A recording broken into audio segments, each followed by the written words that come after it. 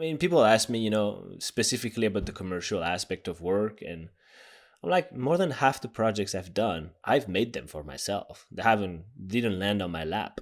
And the best ones, I actually built them just from scratch and found somebody to believe in it. That lovely nugget, my friends, was from Mr. Alex Stohl, an amazing photographer, entrepreneur, and dear friend of mine for a long time. This episode, we talk about all kinds of things from how to create the best art in your life to how to be the best parent and the best human, how to create fulfillment inside as opposed to just success. Now back to yours truly and Alex Stohl.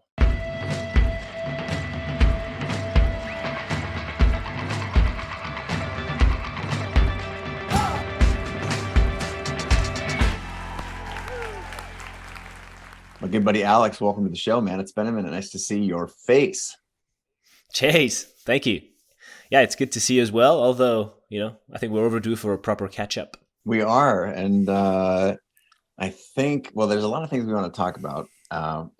Numerous reasons to have you on the show, not the least of which is you are a very accomplished artist across specifically photography, but you've also, as an entrepreneur, built some companies. One that leading CreativeLive not too long ago acquired. And so we should talk a little bit about that. And of course, there's, that there are stories, the story behind the story. And you got a lot of stuff going on in your life. You just had a new baby. Yeah. So plenty to talk about. Thank you for being on the show. For the few who may not be familiar with you or your work, maybe you can start off by talking just very generally, how do you describe you yourself, the work that you do, and maybe the which is probably the reason you're on the show. You're a guest here, right? It's because you've excelled at something. But tell us a picture, describe a picture rather of who you are and what you do. Yeah, I always say that I don't have a real job. It's just, to me, it's still, although photography is absolutely legitimate as an industry and enterprise, to me it still doesn't feel like a real job. I'm always like, one day I'll just sort of close up the old shop and then just go get a job somewhere, because it'll be an interesting experience. So I'm still pinching myself to this day about the life that I get to live, but it came with a lot of sacrifices and a lot of consequences. But it was, I'm a photographer, just like just like you are. I'd like to also talk about that one day with you. Where's that in your life? And I just shoot, commercial work. Now the best one is when people in elevators ask you, what kind of photography do you do? That one. So even to this day, I don't have a real answer. I just name drop a few people like Canon, and usually kind of, let leads the conversation to a good place. People understand a little bit more what I do. So that's, in a nutshell, what I do. So that is a excellent description of what you do. And I think embedded in there is the complications around when you have a job that I think many who are listening or watching would aspire to, this universe that infuses or that combines your passions with your area of expertise, and versus the traditional job that a lot of us were raised that this is the thing that you have to go on do, is get a quote job, and these neat things that you do that you love are hobbies on the side. When you do have that life, I find that people often, maybe even everyone, struggles to describe to others when they say, what do you do? You can say concretely, I'm a photographer, but when there is a belief deep in your heart, that there's sort of, I'll call it a feeling of just genuine joy and gratitude that you get to do this. This is how you actually earn money. Do you feel like this is something that is lucky? Should we get better at describing it and saying who we are and what we want to do? Is this a norm that is leaving, that is going to be more and more popular, rather that the normal job, and what the future looks like is more people who have a career that looks like the careers that you and I have? I think this is a multifaceted topic with multiple answers. I do think there's two things really. First one is that I'm a romantic, and I don't even for myself want to define my job too much, because I am comfortable in ambiguity. I'm comfortable in this space where things are a bit blurry on the sides, because it gives me more freedom. You can sort of craft more things. So even for me, I'm not too sure. I don't really sit down and think about what my job is. I just do it. There are aspects that are tedious and difficult, and those are the ones that I really take pride in actually learning to love. Like the tedious part of photography, because you're 30% of the time you're shooting photos, but 70% of the time you're not. So that other aspect there. And second, I think in the last few years, a lot of people have realized that taking photos is a lot more fun than, stacking cinder blocks on foundations, for example. So it seems like there is an increase in the cost to build things that are physical. I've noticed. I'm trying to build a sauna here, okay, and it just seems like I'm asking to have a palace built. Where a few years ago it would have been a totally different answer, just because I got quotes a few years ago. So that to me is telling me, and then seeing at the same time the advent of TikTok and Reels, and a lot of people pursuing these careers as trendsetters of the internet, and just making photos. The photo is not the mean to an end anymore. It's just the vehicle, the message. So seeing that is telling me that things are changing, and there's a lot more people getting into this. Yes. So let's pull on that thread a little bit, because there's a lot in there, and I want to specifically focus on you saying that the art is 30%. I actually consider that number exceedingly high for someone who gets to spend 30% of their time taking photos and only 70% on all the other stuff. And what I also heard you say is that you take pride, I think was the right word, in having gotten good at the other stuff. Just go, or maybe I'm putting some words in your mouth that you didn't say, but go deeper with that. Like, I think this is a thing that most people don't understand, and you've had to learn these things, right? Well, it's that Henry Ford quote, quality is doing it right when no one's looking. That one is always one that echoes with me, because it's true that a lot of time in a photography business operation, you're doing stuff that nobody's going to notice. Even when it comes to editing photos, or the way you delivered your images, or the way you do your presentations, what font are you using? Just things like that, that I love and obsess about. And I know nobody's going to notice whether I use Sophia Bold or Sophia Medium as a font, but I will. So to me, it's important to get good at. I mean, if we had to jam now, what is the 70%? So I'll go for it. I'll say that there's some accounting, there's some tax strategy, there is website management, there is your own marketing, there is the stuff you sell yourself, meaning the direct-to-consumer stuff, prints, books, merch, whatever you want to sell. Managing that, shipping, logistics, that already is a lot of time, right? And then if you have employees, managing them as well, and being able to discuss what a payroll is and what it costs, And then you have the other side, which is pitching clients, and also because doing the pitch to me is the easy thing, right? Selling the idea, easy. But now going and executing it, delivering it on time, and making sure that you've said what you were going to do, or better, that is way more difficult to people like me, at least. I'm gonna rework your number, because I think all the things you just described take up more than 70% of your time. You're gonna break the dream for me here. And for someone who's listening, I think this makes sense, right? They go, okay, cool, I can grasp this. And yet, my personal experience, and for the listener who's saying, yeah, figuring out all those things, what is payroll and how do you pitch a client, and like that could possibly bring listener or watcher. And I can say for myself that it definitely brings me more joy than working on something that is abstract, where I am not learning new skills that I am going to do in service of a job for somebody else. There's just an interest to me, even the tough work, the difficult work, the work that's not in our sweet spot or that we think of as tedious that accommodates, the part of the photo taking that we like. For some reason, I have more tolerance and appetite for that than I'll just call bullshit busy work that I have done for others or that I would do if I was in a different job.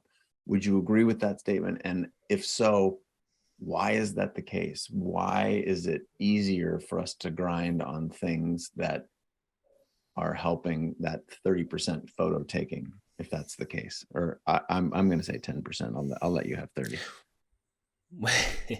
Well, I do think that's what puts you in the position you are now, right? That's what led you to make CreativeLive and start your shows and be one of the YouTube photography pioneers, of the days, right? I remember watching your videos when I was in college, right? Chases on a helicopter, chases in Cannes. I was like, oh, that sounds cool, So I think all that you're describing, that sort of, I wouldn't call it, I don't like the word hustle, but that curiosity for all these other things, which are the thing itself. Oh, this sounds really vague, but that are the product itself in this changing times where you were in 2009, for example, was what made you who you are. And that's it for me as well. People ask me, specifically about the commercial aspect of work, and I'm like, more than half the projects I've done, I've made them for myself. They didn't land on my lap. And the best ones, I actually built them just from scratch and found somebody to believe in it. And I think that tells a lot. It is. That is, I think, the belief that there are things out there. I'm going to say this a different way. That the thing that you want is out there for the picking is less true than you are constantly in a state of creating the things that you want. You are bringing them into the world. And that is a creative act in and of itself, right? You are creating. Your job doesn't exist. You go out and create the job that you want. You create the living, you create the life that you want. And if you're not designing, this is very much a theme of my book, Creative Calling. If you're not actively designing your life, this shit doesn't happen by accident. This is, if you ask about the lifestyle design of the most happy and fulfilled and successful people, they created it. They had an image in their mind of what it would be like to do this thing. And then they've built a life that looks like this picture in their mind. Agree or disagree, and go deeper on that. Yeah. I used to think, well, I'd say I'm in the middle right now. Very Swiss of me. I think that there was a period in my life, and I'm not that old. I just turned 33. So there was a period in my 20s where I thought that I was the only responsible driving force for whatever happened to me. And I thought that was a bit, delusional and a bit, ridiculous.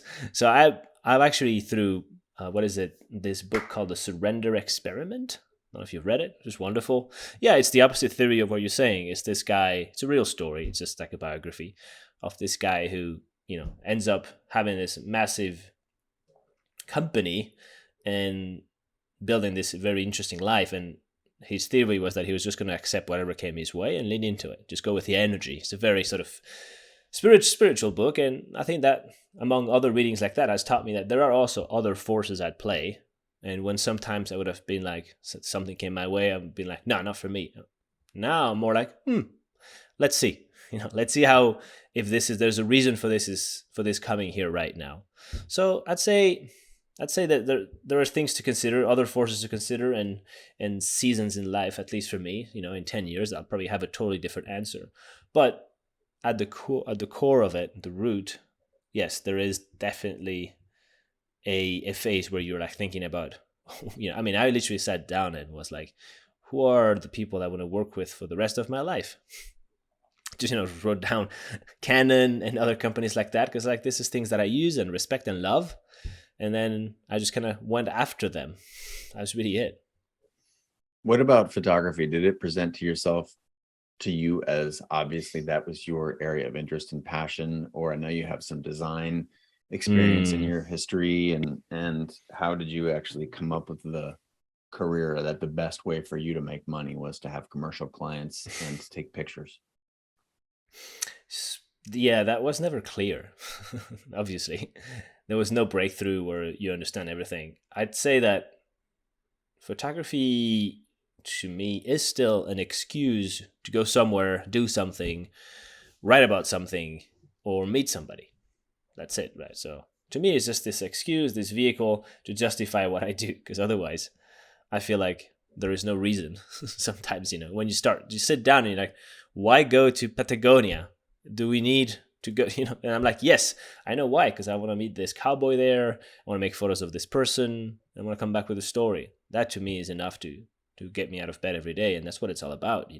Staying in the long run in a creative career is difficult, I think, especially now because we're inundated with content, and you need things that get you out of bed, right? So I'm always looking for those things that I was like, well, this is what I got to do. This is, and really quickly moving from idea to iteration. Even if it's, maybe it was Tim Ferriss, your buddy Tim Ferriss was saying, sometimes you don't have to commit to doing a whole series, a whole season of something. You can just commit to doing 2 for yourself, right? 2 tests and see if it works out. So that thing gives me a lot of freedom to be like, I'm going to try this concept. I've shot, there's this series I'm working on. I've shot 3 times the whole thing. It took me 3 whole nights to do it. And I haven't shared anything because I don't think it's there yet. And I don't even know it's the right project now. But at least I've tested it. Yeah, this idea of iterating and doing something, doing for the sake of doing, for the sake of experimenting. There's a beauty in most of the creative lives that I know well that is a very common theme. I'm going to put a pin in this for a second because this, to me, leads us naturally to an area that neither of us have talked all that much about, but I alluded to it earlier, prior to us recording, I think at the very beginning, that you created a company called Wildest, and it was basically an online learning opportunity, a subscription and a set of classes or individual classes that you could purchase to learn about photography. And a couple months ago, we announced that CreativeLive had acquired Wildest and taken the library that you and a handful of other talented, hardworking people, Laura and others, had built, and we were going to now host that on CreativeLive.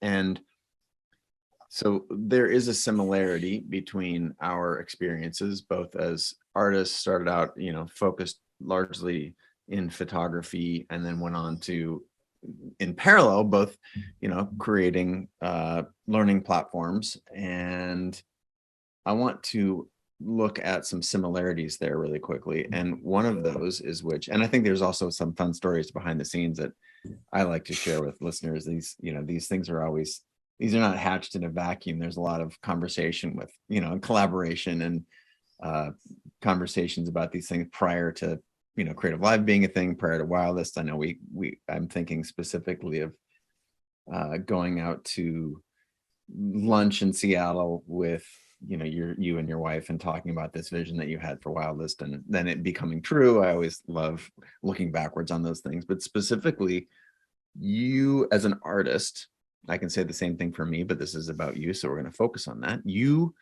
had a career as a photographer doing the things that we're talking about now. And then at some point you said, I want to start a company. The company is a very different business model. There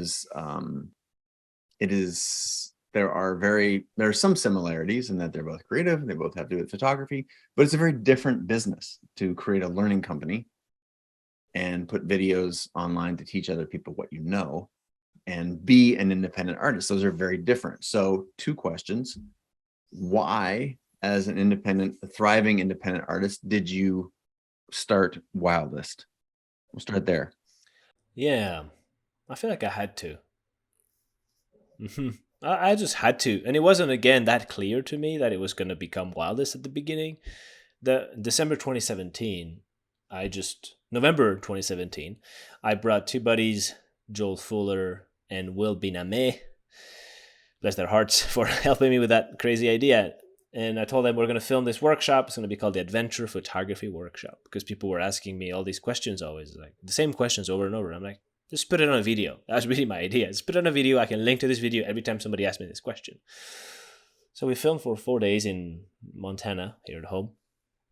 And then I sent the 20 hours of footage to the craziest editor I know. It was called Julian Piche in Austria, who was an intern for me. And I was like, I need this edited in 3 days, cut down into this many episodes, this many hours.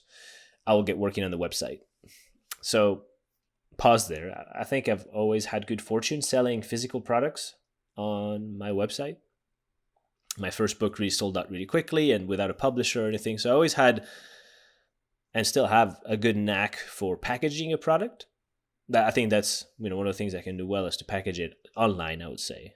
I have no ambitions to package physically, although I'd love to. So just getting the right words in there that will sell the product, just because it's built with a lot of empathy. I think there's empathy for other photographers, because I heard the same question so many times. I know what to write. It's like, this is the solution, right? Any product needs to have a promise. What is it going to solve for you? So for me, it felt quite easy. So I made the website, and then thousands of people ended up buying the first workshop. Really out of the blue. I was like, what? I was hoping a few hundred people would buy it. I'd be happy with that. I mean, it was a $150 product. So I was like, the break-even point is very low. I always look for the break-even point, And that first workshop was produced with $10,000, right?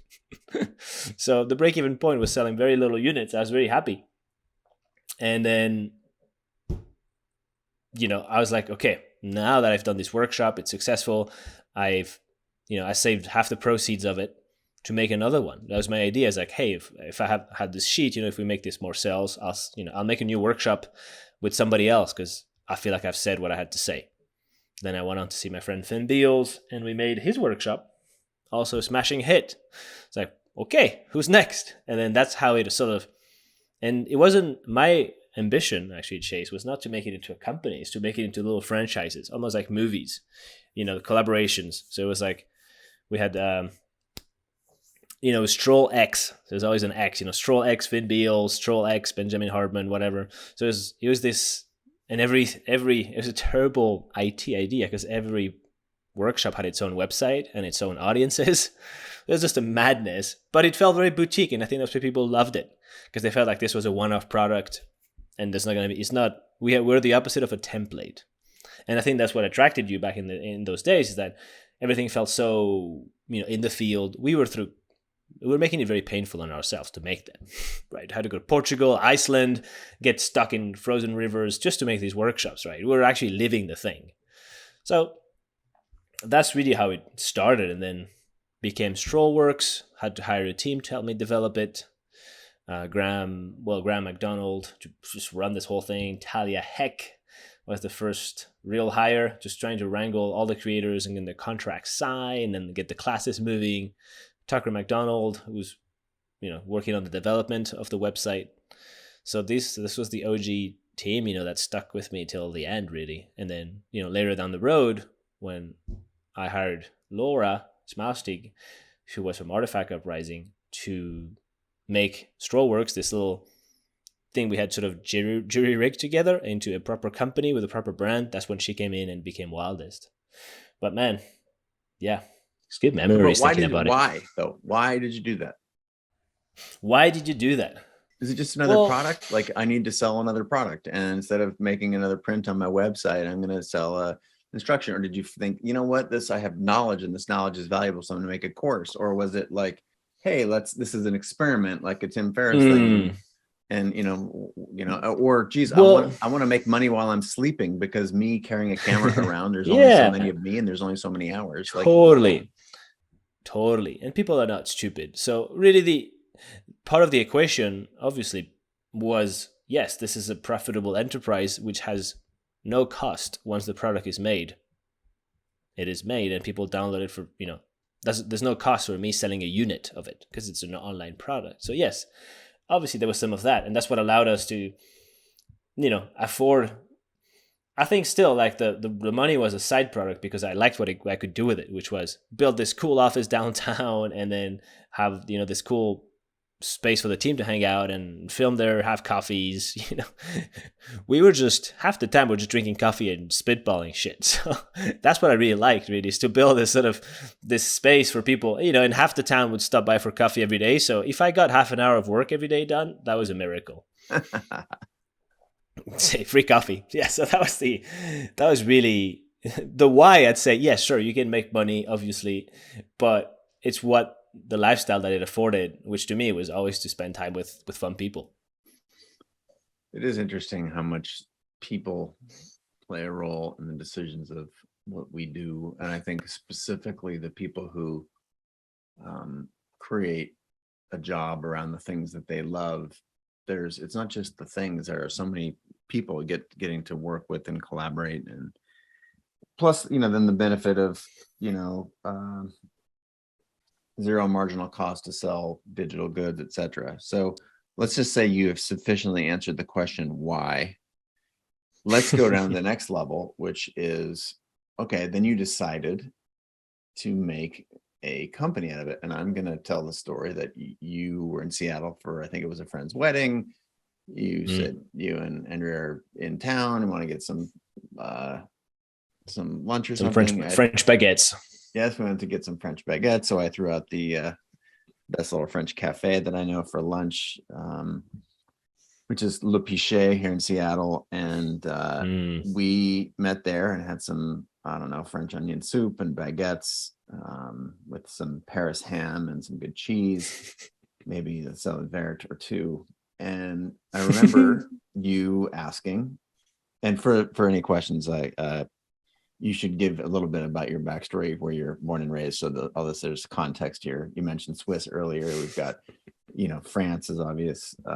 We'll talk about that separately. But we meet at this cafe. We have some food, and you share with me the story. You're like, so I've been doing these Strohl Works things, and last few have been good, and I know you created CreativeLive, and what if I was going to do this, do you think it's a good idea? What are the hard points going to be? And so what made you want to get lunch and ask those questions, and more importantly, in the macro, make a company out of a number of these one-offs, as you described, these boutiques that were quite successful? Why did you want to make a company? Was it opportunity based? Was it, you wanted to get your education out there? Like, what are some of the reasons that you wanted to do this?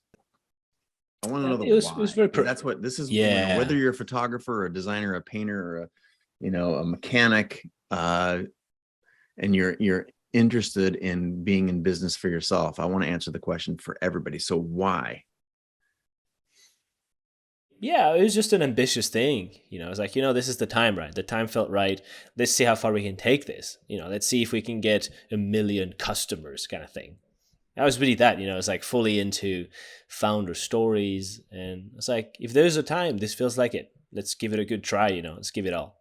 That was it. It was just ambition for me and everybody else involved. Trying to build something bigger, come together. What role did the financial aspect of it play, or the making money while you're sleeping aspect? Were those meaningful considerations, or were those so far down the list that it wasn't even part of the consideration?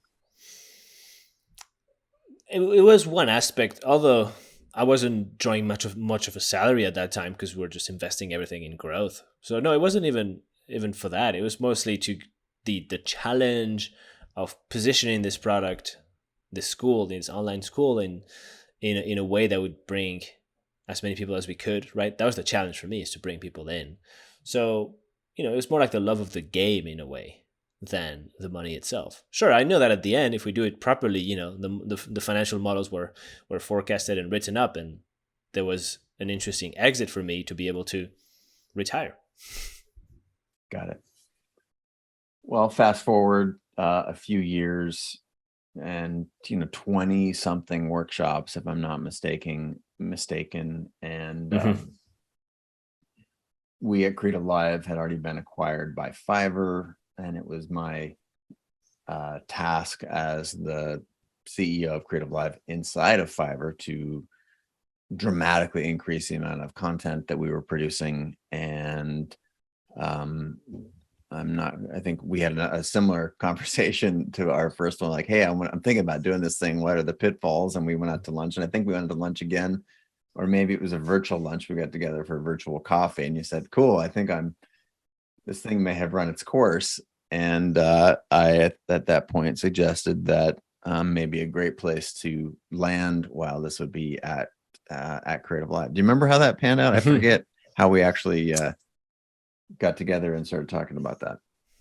Yeah, when we met in Seattle, you raised a few, concerns, which was, yeah, it's going to be hard to keep acquiring customers, right? At some point, you're going to run out of them because it's not an easy thing, right?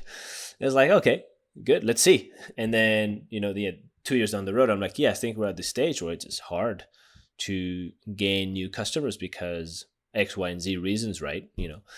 I haven't seen the market as it really is. We've had boosted artificial numbers because of the pandemic. So 2021 was super strong. We're like, oh, what's up with 2022? So that we have had all these. 2020 was big. 2021 was harder. So I think it was a combination of those things. So I was like, well, I want to find a place for this. A place that makes sense for all these people that have believed in this project, right? I feel like I owe it to everybody involved, all the teachers, all the students. I need to find a place where this continues to live, right? Because I don't see how we can continue, successfully adding things. You get caught into this circle of, we have to release new content all the time, right? And then you have to be really careful about what you put out, right? And we've always been very strict with that. So we weren't churning out content as fast as we should have. So we got caught between a rock and a hard place, which is we need more money for more content, but we need more time for more content. So it's just one of those, like chicken and the egg. So, blame it on me, really, to not, align that properly. So I was like, we have to find a solution for this because I need this to live on. And then how did that happen? Do you remember? I don't remember. Yeah, I think I just called you. DMs or something, or maybe we were texting each other. Yeah, but I just called you. I was in France at the time. It ended up being a really good home, I think, for Wildest. Oh yeah. Rather than getting any deeper into the nuance of Wildest specifically or CreativeLive, what I'm going through this process right now, having just left CreativeLive again, but launched it, built it, grew it. Yeah, had it it's pretty fresh for you. Had it acquired by a public company, and then worked inside that public company, making that division of it successful, and not being a person whose long-term employment prospects inside of that was never sort of the ambition, but then moving on. So I'm currently wrestling with the closing, I guess not wrestling, it's just past, but putting a nice little bow on previous chapters of our lives. And I have come through my age or wisdom to understand that life is long and has many chapters, and starting to understand how and when to close them. So I'm curious, what your reflections were when you decided that, or how did you feel about wrapping up a particular chapter? In this case, I'm using Wildest as an example. And I'm asking this question because I feel like a lot of people who are listening and watching are likely straddling too many things. They need to shut a few things down in their life, give that a storybook ending, even if it's an abrupt one, and just move on. And so how did you, or have you compartmentalized this? How have you packaged? What stories have you told yourself about this process, and closing one chapter so that you can move on to the next one? Yeah, I don't know that I have done the best job at that. For me, I'm a very factual guy, right? I'm like, the day that wildest.co stops working, it's over. So when that day happened, I'm like, all right, this is it. So to me, it's very, very tangible things. Wildest.co doesn't work. My email doesn't work there. great. We've moved on. It's, it's in capable hands. It's, out of my head now. I can go do other things. It's a beautiful thing. You're going to go through this, to find closure, right? For something. It's like a breath of fresh air, and you give yourself time, a couple months even, to see what's next. And it's a wonderful place to be. But for me, closure is tied to this physical thing, specific things that, no longer function technically. And the stories that I've told myself, well, I really want to take, full responsibility for what happened, right? As the guy who kind of started it with Laura, I feel like, it's definitely mistakes, right? So I feel at peace with that, at least. I sort of forgive myself. That's it. What about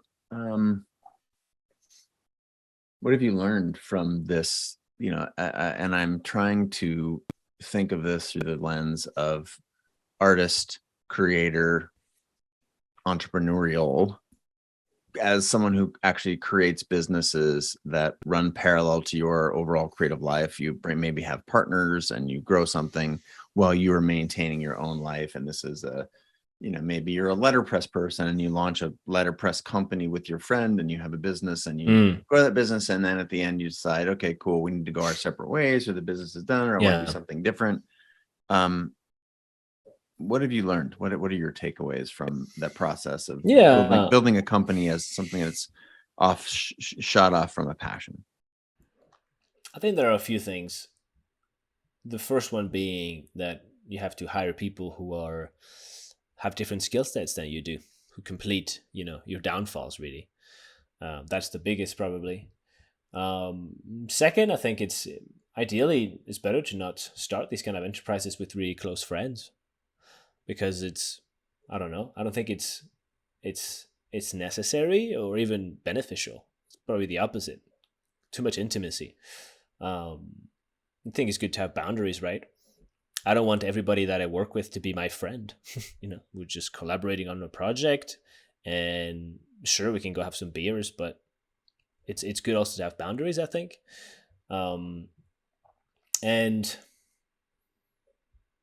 if I had to probably will end up doing a few more of these sort of side ventures. So it's making time for photography, I would say. That's the biggest thing, right? Because, during the sort of busy, wildest years, Soulwork's wildest years, I wasn't shooting as much. And I think that always, for me, the most beneficial thing I can be doing for my life and career is to be out making photos and collecting stories and bringing those back and presenting them to people. So would that be considered a distraction then, what you've just done? Starting this other business? Or would you say, was it worth it? The jury's out. The jury's out. For me, it was totally worth it, yeah. No, I would, if I was to go back, I would do it again. So no, they're not distractions. I think they're things that enrich enrich your life and teach you new things, right? All right, we're going to pause all the work talk. And right now there are, again, creators, entrepreneurs, people who are trying to get businesses off the ground. And it's difficult because there are not a lot of hours in the day. And you, as a new parent, you split time between Montana and Europe. With just a lot of outside, family commitments. How do you, start and grow the business? How do you maintain, is balance a myth? Is it more harmony? Like, how do you make all these things work? Because I know there are people listening right now that want to do all this. Travel to, you mentioned, Patagonia and Switzerland, and you've already, dropped some big names and gone to crazy places in Iceland and blah, blah, blah. And yet you've got a life partner, you've got a new baby, you've got, multiple residences. How do you wrangle it all? I think for us is really remembering where we're coming from, where we're from. So my wife and I, Andrea and I, met in Canada. We're both not Canadian, we're both French. So we're both on the road, quote unquote. So that's where we're from. we're like salmons.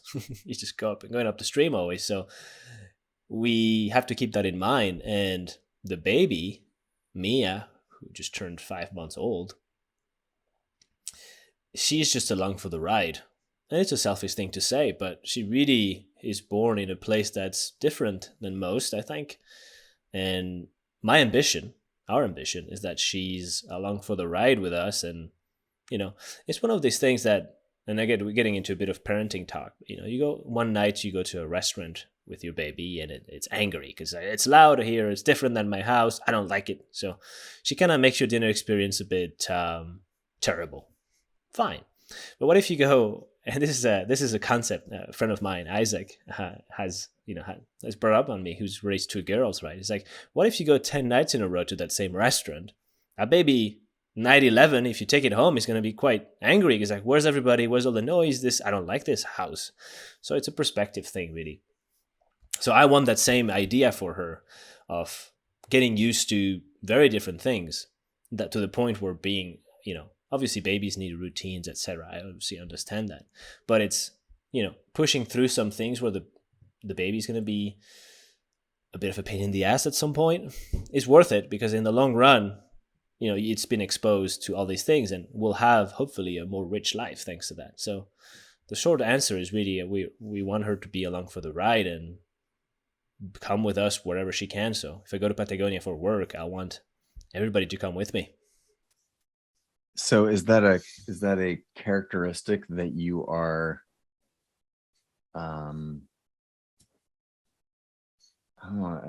that you are sort of embedding in her life, is sort of flexibility and adaptability? And are those characteristics that would you consider those personal values that you are, through that mentality that you just shared with us, like imparting to Mia? Yeah, my ambition is that she's the citizen of the world. And it sounds a bit, I don't know, ridiculous, but that's really my ambition. That's how I feel. I don't really feel home anywhere. And for some people that's terrifying. To me, it's the best, because I'm home everywhere, right? If you're home anywhere, you're home everywhere. And that's what I really savor, I don't go anywhere for less than a month, right? I don't travel for like 3 days. I just hate that kind of stuff. I want to feel like a local. I want to pick up my routines. And I end up with like this database of beautiful experience I've had in so many different countries, and they felt like home for a month or two. So that's what I want her to experience, is how to feel like a local wherever she goes. And yet you have to have a house, right? She's going to go to school. You are currently at your home, the Nook, NOOQ on Q, yes. Q on Instagram, at NOOQ on Instagram. And why Montana? If you want to be a citizen of the planet, why Montana? Was it just a curious landing place that was you like the weather? My dad studied in Missoula, just 3 hours south of here, in the 60s. So I really grew up hearing stories about Montana, seeing photo albums that he shot of the backcountry and skiing and bears and old motorcycles. Well, new motorcycles back then, old now. So it's always been embedded in me, this idea of true wilderness that does not exist anymore in Europe. So that's what brought us here, is really this seeking what true wilderness is. So yeah, for now, we have a couple of years until she goes to school, right? Gonna use those. What are you gonna do in those years? I don't know. I don't know. The really we have to, we're still learning this. I'm an amateur parent, right? I'm a Sunday parent. I'm still trying to learn the ways of this, but definitely want to expose her to all these different things as she opens up to the world. I think it's going to be super interesting, but definitely want to be as close as possible, to the family, instead of, I think nowadays you can bring everybody with you. What are some parallels between raising Mia and growing a new career? Wow, it's a deep question, Chase. We're not here. We're not here for the lightweight stuff, man. Yeah. We're Someone's gonna have to bring a jambon beurre here for pretty soon. That's how deep we're going with the Earl Grey tea. I think the parallels. Well, okay. Obviously, it's an everyday affair, right? You see the results in the long term. The hours feel terribly slow, but the years feel, blazing fast. I think that's the bottom line with anything you do. It's gonna suck to some nights when baby doesn't want to sleep or whatever. You're tired. Same thing with your enterprises, right? So some days you're going to be buried in some accounting mistake that is upsetting some other accountant, and it's all the end of the world. And, in a few years, you'll just be looking back at those things, being like, oh, yeah, that was, whatever. I almost forgot. So I think that's it, really, is, one day at a time, one step at a time, trying to enjoy the present moment, because that is, being present is, I think, is what the definition of happiness. Is there an element of your job where you're, chasing that presence or that moment, that happiness? Is that an accident that you're a photographer and you just happen to be aware of the moments are all we have, or is that by design? I think photography is a wonderful tool because it freezes moments, right? It freezes the present each time, so you can look back at it. That's what I love about it. It's my external memory. I forget a lot of things. I feel like I do a lot of things, too many sometimes. So luckily I have photos to remember. I say that's what it does for me, photography. It's just memory. The industry's obviously changed. And I think we can say this about any creative industry. Photography, building a business, design, being a contractor, building homes, or everything's. You talk about having your sauna built. God, my sauna. We could talk about those, but one of the ways that it's changed is getting your own stories told, or sharing your stories with the world. How have you adapted? Well, besides, we can talk about several things, right? But the bottom line is that there is, as usual, room for stories, right? Sometimes when I teach these photography retreats in Montana when, groups come, groups of 10, and we talk about photography for 5 days. And sometimes their favorite thing is some anecdote that I've shared, right? Just a good story. That's something to always remember as somebody who creates things, is that a good story can have so much power, big ideas, you can also call it, right? So the elements, the foundations are the same, which is stories are still think are important and are the foundation of what I do. Sharing ideas really through stories, sort of wrapping ideas into stories. And then the mediums are evolving, right? Not in the best way, if you ask my opinion. Like with the advent of TikTok and Instagram becoming like TikTok, which are, Instagram is a place that I used to spend a lot of time on, just talking to people and discovering new work. And it's a bit more difficult now as an experience, really. So it seems like the ways to do that are changing. But to me, if looking at what's ahead, I still think YouTube and a good old newsletter are still, are right now for me the hottest things. So almost going the opposite direction. Yeah, I do think that I keep saying, it's been saying for 5 years, I want to have a newsletter. And I've wrote a couple occasionally, but never seriously because I haven't committed. But I want to find that rhythm of, banking out a newsletter every month. Doesn't have to be about a lot of things. Could just be some photos. I do think that I enjoy that because it's a very quiet medium. You just get it in your inbox. Granted, you have some decent inbox management skills. It's a nice place to be. There's some photos, there's no ads, there's nothing moving there. You can just look at it and be done with it. So I enjoy reading newsletters, and I enjoy watching things on YouTube, especially if you have YouTube Premium. There's no ads either. So that is what I will be spending more time on. Interesting. So is that because the newsletter, for example, is that a wholly owned audience as well? You have the relationship with them and it's not mediated by platform that you are beholden to? Mm. Or is it the fact that you like writing and reading words?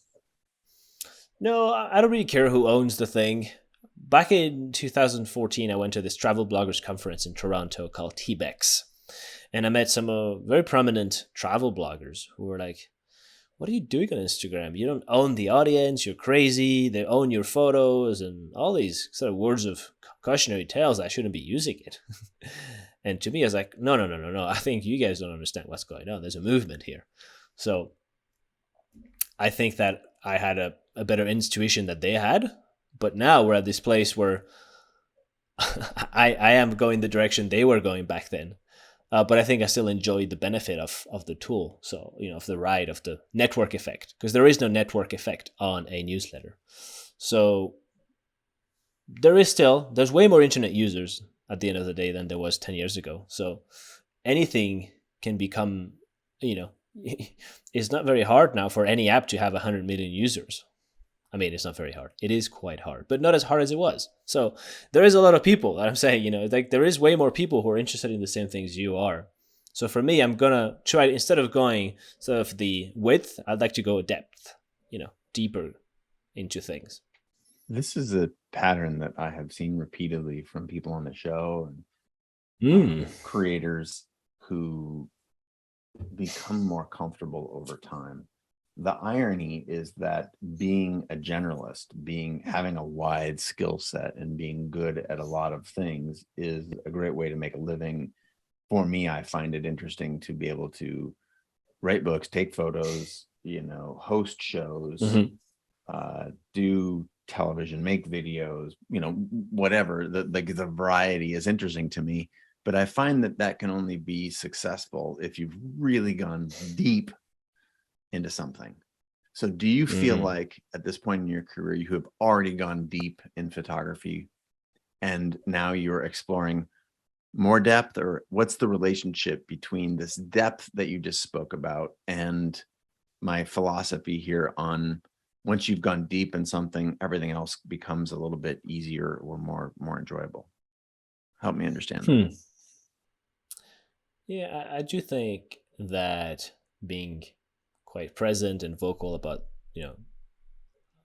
photography throughout the years has put me in a place where it affords me the luxury to go explore other topics, because I've already sort of established my little corner of the internet with my photography and my thoughts, and there's people who like that. So that is the result of 7 years of really nonstop focusing on that. So yeah, there's definitely a benefit, right?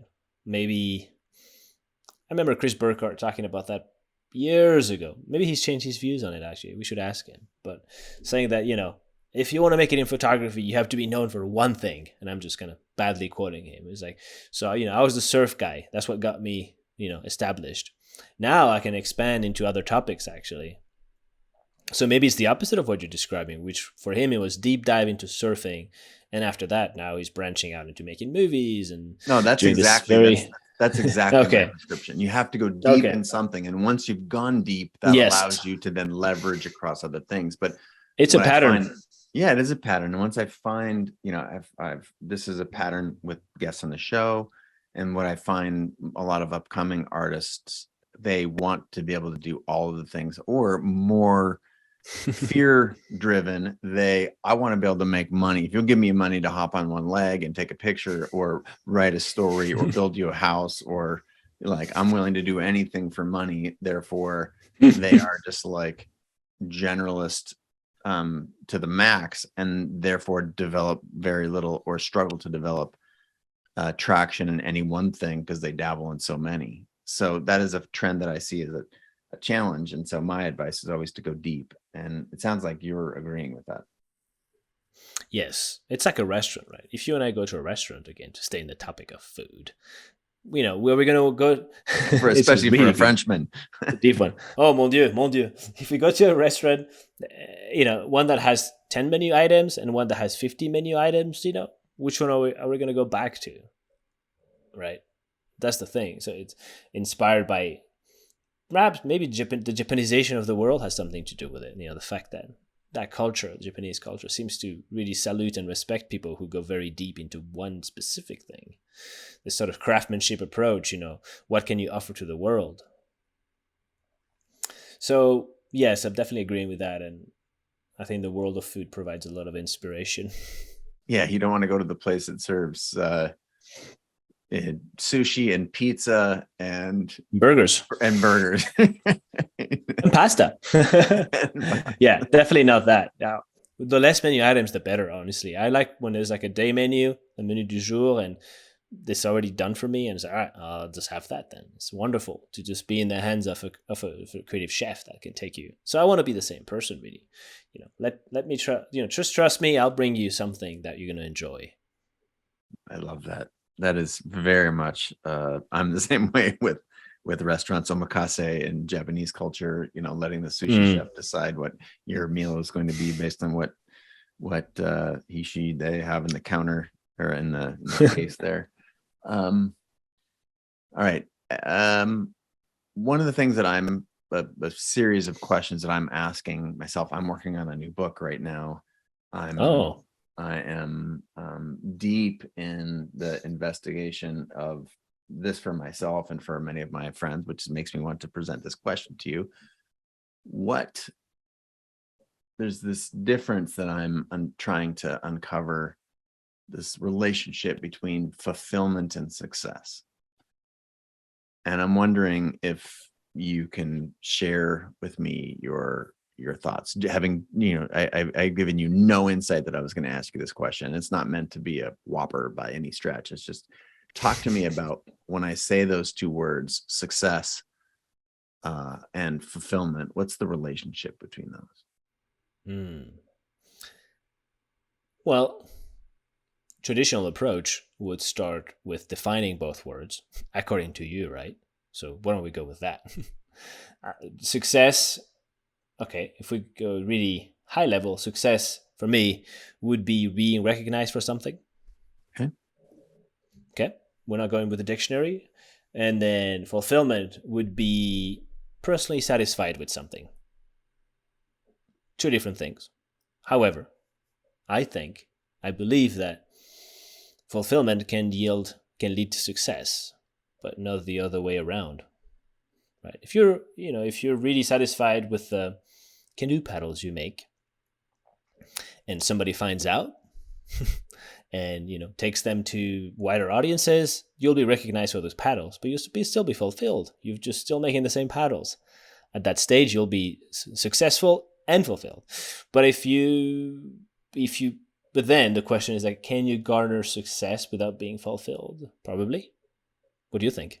Yeah, I'm really interested in that relationship, as I just shared, and the way that you're talking about it is the way that I've also explored it. Like, if you chase success, and this is again a recurring pattern that is emerged from the show and has emerged from my conversations with many of the highest performing people across all sorts of different disciplines.